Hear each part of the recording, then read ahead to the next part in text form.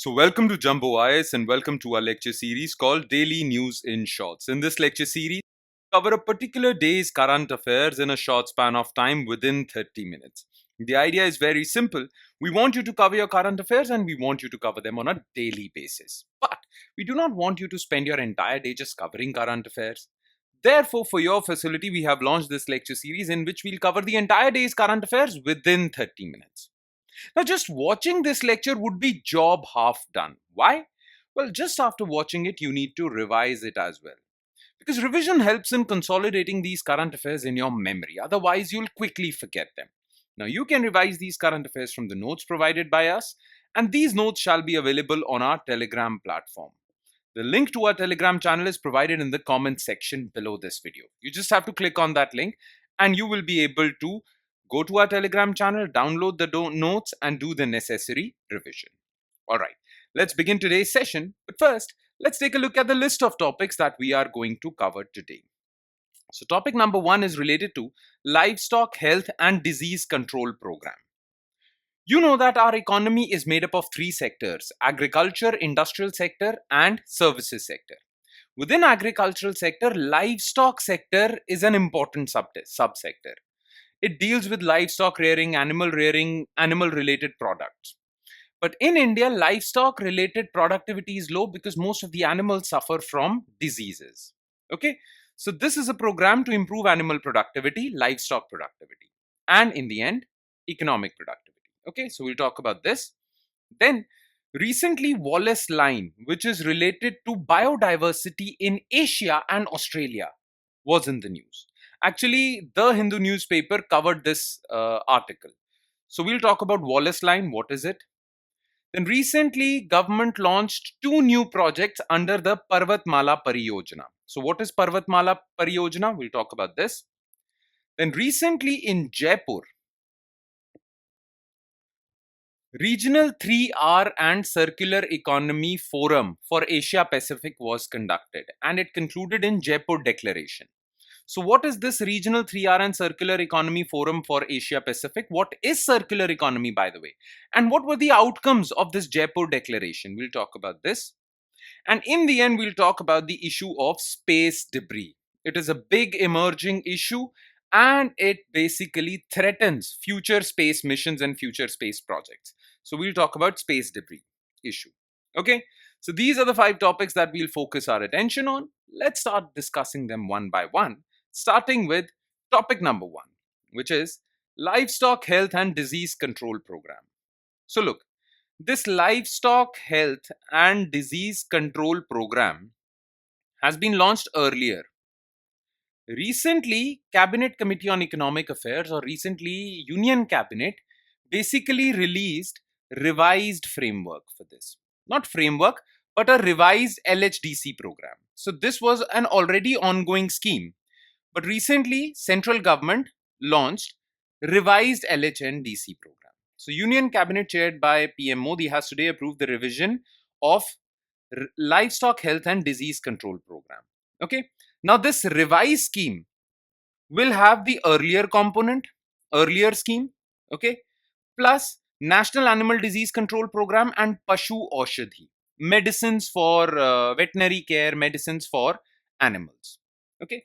Now this entire scheme is a centrally sponsored scheme and it is implemented by Department of Animal Husbandry and Dairy. Okay. So what happened was, this was an ongoing scheme, but the revised version includes this scheme, but 2 more components: Pashu Aushadhi and National Animal Disease Program. All right. Now let's talk about LHNDC. Okay, the earlier scheme.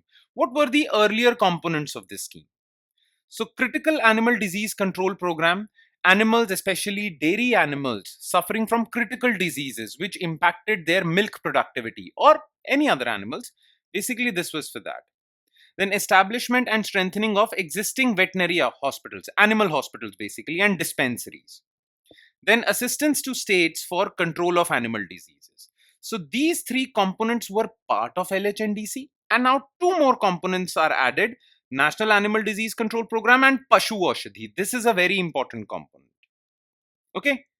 Now, how will this scheme benefit livestock productivity? So productivity of livestock is impacted basically by various diseases. Okay, foot and mouth disease, brucellosis, these two impact cattle productivity.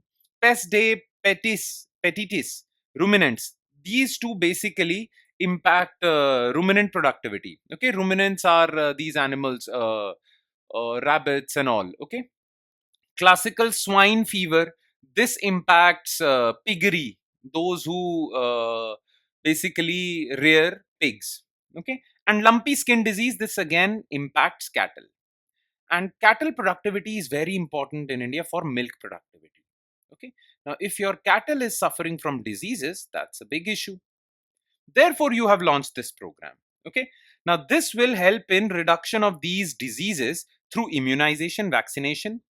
The scheme also supports doorstep delivery of livestock healthcare through subcomponents like mobile veterinary units or dispensaries, mobile dispensaries, generic medicines for these diseases to these animals. Okay, so Pashu Aushadhi scheme would basically provide uh,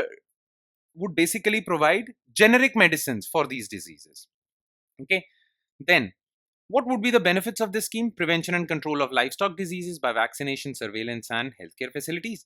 Improve productivity, generate employment. Because if livestock sector as a whole would be more productive, then it would generate employment, encourage entrepreneurship in these areas, rural prosperity, economic to farmers would get reduced. Okay, so all in all, this is a very important scheme. Clear? Okay, so topic number one is done. Now let's talk about this very important topic called the Wallace Line. And chances are that it might feature in your prelims or mains examination. Okay, look, the thing is that in 19th century, a British traveler, Alfred Wallace, was traveling through this area. Okay, this is Southeast Asia and Australia. And here he found out this invisible line. To the west of this invisible line, he said that animals were there. There was some biodiversity, and to the east of this line was there some biodiversity. But these two biodiversities were radically different. You will find radically different animals in the Asian part and radically different animals in the Australian part, despite the fact that they are very close to each other. Right?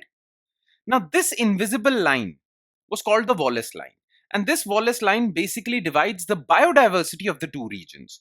Here in the Asian part, you have radically different animals, tigers, elephants. And in the Australian part, you have kangaroos and other marsupials. They flourish there. Okay. Now, what was the reason behind this invisible development of this invisible Wallace Line? Okay, we'll talk about that. But first, let's talk about the significance of Wallace Line. So, the features. So, despite being just 20 kilometers apart, islands on either side have distinct biodiversity. To the west of the line, you have Asiatic species like tigers and elephants. And to the east of the side, towards Australia, tigers and elephants are completely absent. And you find kangaroos and marsupials. Okay, so kangaroos and marsupials are completely absent in the western part, and tigers and elephants are completely absent in the eastern part, despite the fact that these areas are just 20 kilometers apart. Okay, now what can be the reason for this? It is said that millions of years ago, Australia was part of Antarctica. In fact, Africa, South America, India, and Australia were united, and this wide area, okay, this big landmass was basically Gondwana land, okay, one supercontinent. Then different continents started drifting away from each other. So Australia drifted away from Antarctica, moved northwards, and collided with the Asian plate. When it collided with the Asian plate, it created deep water channels. These deep water channels basically divided the species on either side. So, species in the Asian part, animal species in the Asian part, they evolved differently. Evolution took place over there and they evolved differently. And species in the Australian part, because of different geographic conditions, they evolved differently. And because there was no movement to and fro, these two species did not mix with each other. And that is why the evolution basically diverged from here. The species that roamed around this supercontinent were same. But once these two lands were divided, well, then Asian species basically evolved in a different direction, and Australian species evolved in a different direction. And millions of years later, we find different animals in this part and this part. Okay.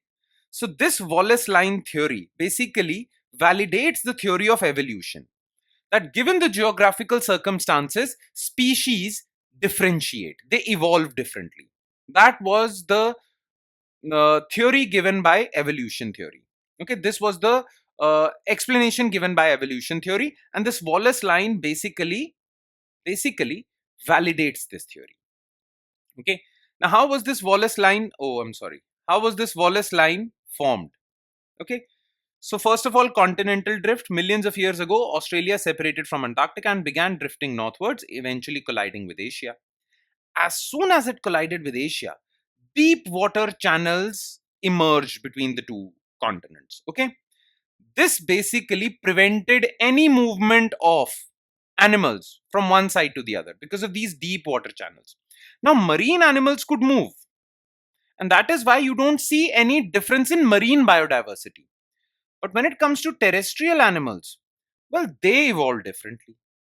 Now, these deep water channels like the Lombok Strait or Makassar Strait, these acted as barriers to species migration. And then faunal, that means animal differences emerged. Okay, so remember this term Wallace line. Okay, it might feature in your prelims this year or mains this year. So make sure you remember this. Now we come to third news item, which is Parvatmala Pariyojana. Look, government has launched various infrastructure projects. There is Bharatmala Pariyojana. Bharatmala is national highway development across the country. Then there is Sagarmala Pariyojana. Under Sagarmala, we are developing India's ports and waterways. Okay. And on the same lines of Bharatmala and Sagarmala, government launched Parvatmala. Now, this Parvatmala Pariyojana basically creates ropeways in India's mountainous regions, so that these remote mountainous regions where it is difficult to build a road because of the difficult terrain, you still enhance connectivity through ropeways. So, connectivity to these remote mountainous locations would be possible through ropeways. Okay, so this was Parvatmala Pariyojana. Now, under Parvatmala Pariyojana, government has launched two new projects. Okay, two ropeway projects, one connecting Kedarnath Shrine and the other very famous Sikh shrine, Hemkund Sahib Ji in Uttarakhand. Okay, these two ropeway projects are part of Parvatmala Pariyojana, which is an infrastructure project to enhance connectivity in remote tough terrains. Now, what were the objectives of Parvatmala Pariyojana? Number one, connectivity. Number two, ropeways are eco-friendly transportation method. Okay, they don't emit any toxic gases, greenhouse gases. So, eco-friendly transportation plus cost-effective transport also. Plus, this would boost tourism in these areas. Okay, and support the local economy. So, with these three objectives, Parvatmala Pariyojana was launched. Okay. Now, more about Parvatmala. So, it is a national ropeway development program. It was launched in the budget of 2022-23 by Ministry of Road Transport and Highways. The total budget for this program was 1.25 lakh crore for the next 5 years. And these ropeway projects would be implemented in PPP model, public private partnership. So, private players would also be involved in the construction of these ropeways.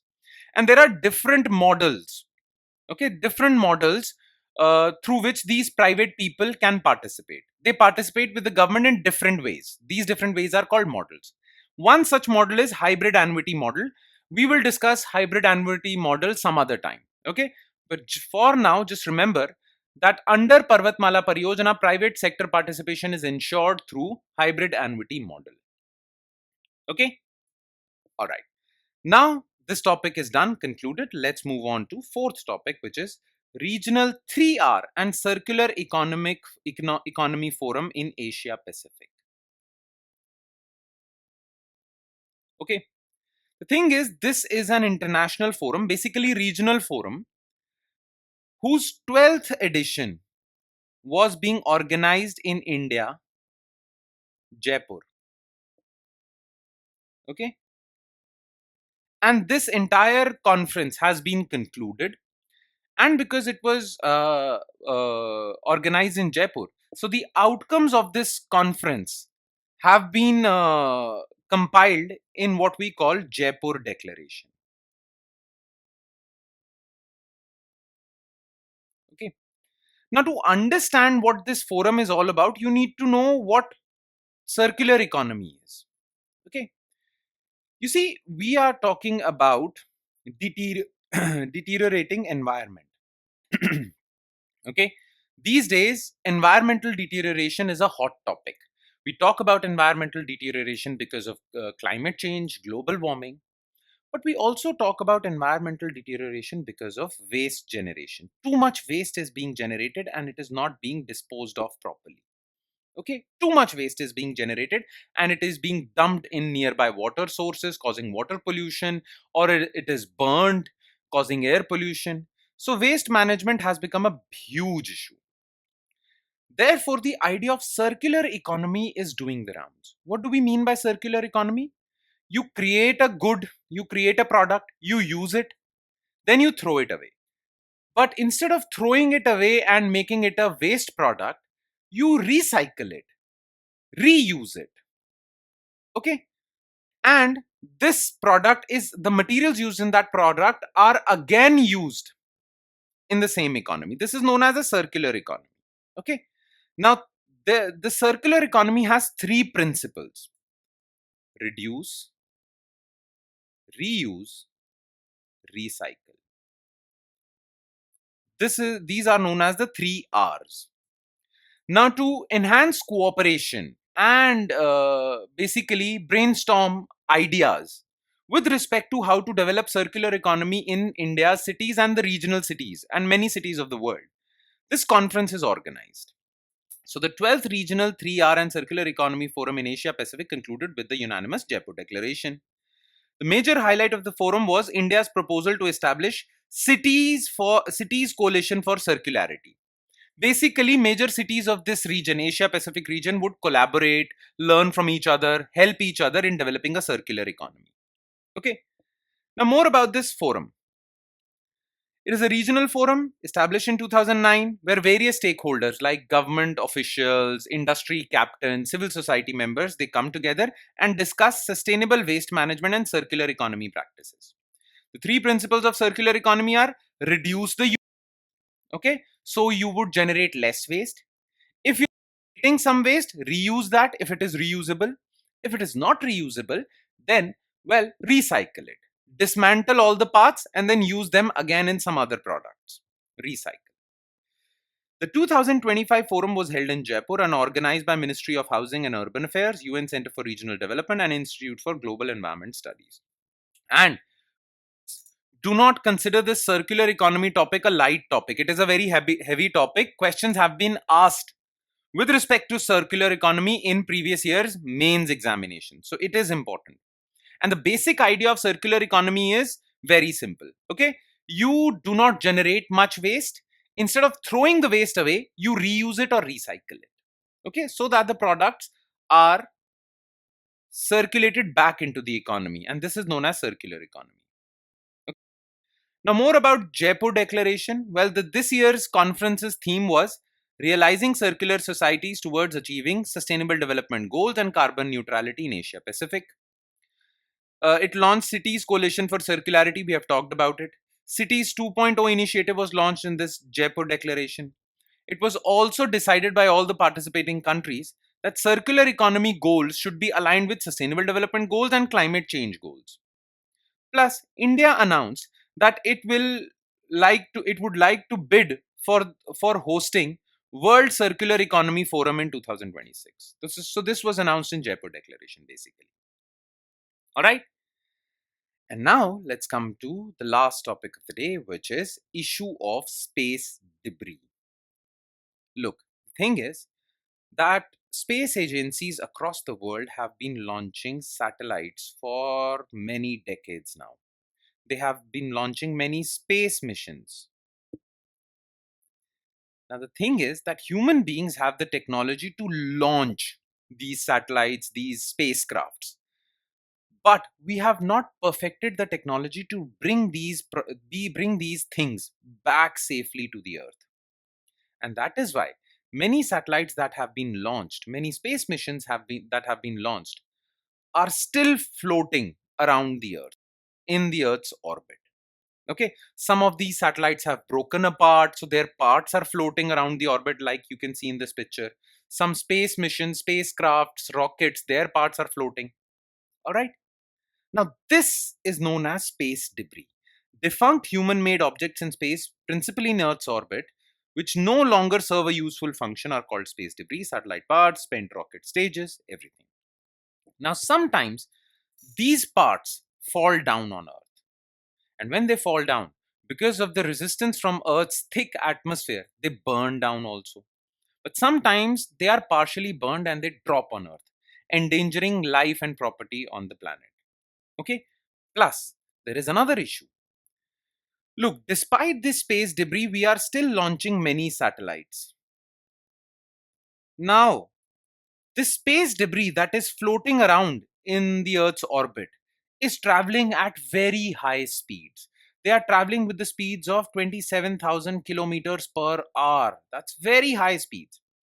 If a small part hits a satellite, then that satellite would get damaged. So future space missions, future space satellites, they all are endangered by this immense quantity of space debris. So it is a huge problem. Now, why was this issue of space debris in the news? Because on December 30, metal object weighing 500 kg fell in Kenya. And similar incidents have happened in USA and Australia also. Okay, so this has brought into question the issue of space debris again. What are we doing to solve this issue? Now, the problem is that space debris is there. There is no technology that we have perfected so far to bring this space debris down or to clean this space debris.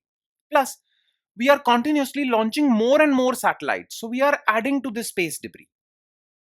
Now, uh, a scientist in NASA back in 1980s called Donald Kessler predicted a scenario. Okay, he said that in future it will happen that one small nut bolt floating in the space would hit a satellite. That satellite would get damaged and it would hit another satellite. And that satellite would hit another satellite and it would start a chain reaction. And within a few days, all satellites would fall down on Earth. This very scary scenario is known as Kessler syndrome, and it is a very real possibility. So we need to clear space debris as soon as possible. But what is the problem? What are the challenges? Okay, first of all, we are continuously increasing space debris. Many private space companies have come into the forum now. Okay, with Elon Musk, Jeff Bezos, they are launching their own satellites. Plus, there is no international binding treaty. There are many international treaties, but none of them are binding. So it is no particular country's responsibility to clean the space debris, and that is why no one is cleaning up. Plus, Kessler syndrome is a real possibility.